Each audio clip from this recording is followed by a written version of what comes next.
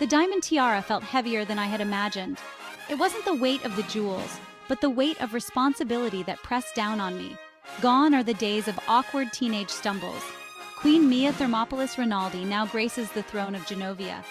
Years have passed since my grand coronation. My days are a whirlwind of state dinners, diplomatic meetings, and royal engagements. Yet I navigate my duties with grace and a touch of my trademark clumsiness. My heart, however, remains true to my roots. I never let the grandeur of the palace overshadow my genuine care for my people. Your Majesty, we've received troubling news from our neighboring country, Castillon. The news from Castellone was dire. A severe drought had ravaged their farmlands, leading to widespread famine and unrest. Their king has appealed to several neighboring nations for aid, but their resources are stretched thin. We must help them. Genovia has always been a beacon of hope for its neighbors. However, before Mia could formulate a plan of action, a new challenge arose. Whispers of dissent began to echo through the grand halls of the palace. They spoke of an ancient Genovian law, long forgotten, that stipulated the emergence of an heir should the reigning monarch lack a direct descendant. Lady Amara, a distant cousin of Mia's grandmother, emerged as a potential heir. Amara's claim was tenuous at best, but the whispers persisted, fueled by those who saw an opportunity to seize power. Mia found herself caught in a whirlwind of doubt and anxiety. The situation in Castellone continued to deteriorate. Refugee camps swelled with desperate families fleeing the ravaged countryside. Images of starving children and desperate mothers flashed across Mia's mind, fueling her determination to act swiftly. Yet the whispers about Lady Amara grew louder, casting a shadow over Mia's every move. One evening, as Mia paced the length of her private study, her mind racing with worry, Nicholas found her. He pulled her into a comforting embrace, the familiar scent of his cologne calming her racing thoughts. "You're doing the right thing, Mia. Don't let anyone tell you otherwise. You are the queen and your heart is true."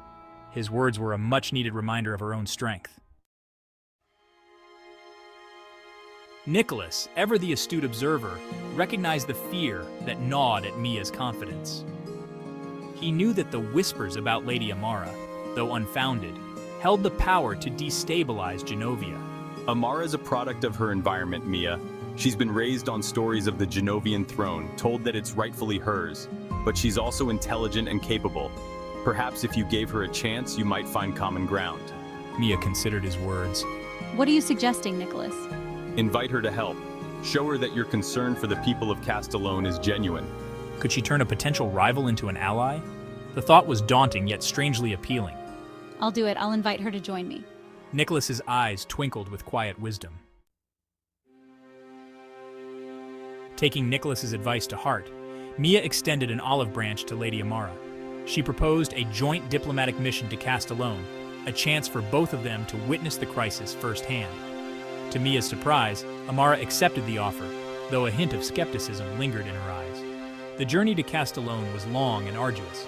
The lush landscapes of Genovia gave way to parched fields and dusty roads. Yet, as they traveled deeper into the heart of the crisis, a subtle shift occurred between Mia and Amara. They visited refugee camps, listening with heavy hearts to tales of loss and suffering. Through it all, Mia and Amara found themselves working side by side, their initial distrust slowly giving way to a grudging respect. "I never understood the burden you carried," she admitted, her voice barely a whisper. "I saw only the crown, not the weight of the responsibility it represents."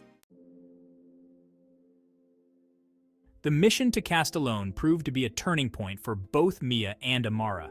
Together, they negotiated a treaty with the Castilian government, securing much-needed aid and resources. They returned to Genovia, hailed as heroes, their names whispered with admiration and respect. Amara, witnessing firsthand Mia's compassion and dedication, publicly renounced any claim to the throne. "Queen Mia is a true leader. She has earned the love and respect of her people." And so, the crisis in Castellone, which threatened to divide Genovia, ultimately served to unite its royal family.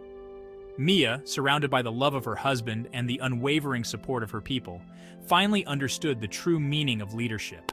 It wasn't about the crown or the title, but about the courage to lead with compassion, the wisdom to seek counsel, and the strength to embrace unity in the face of adversity.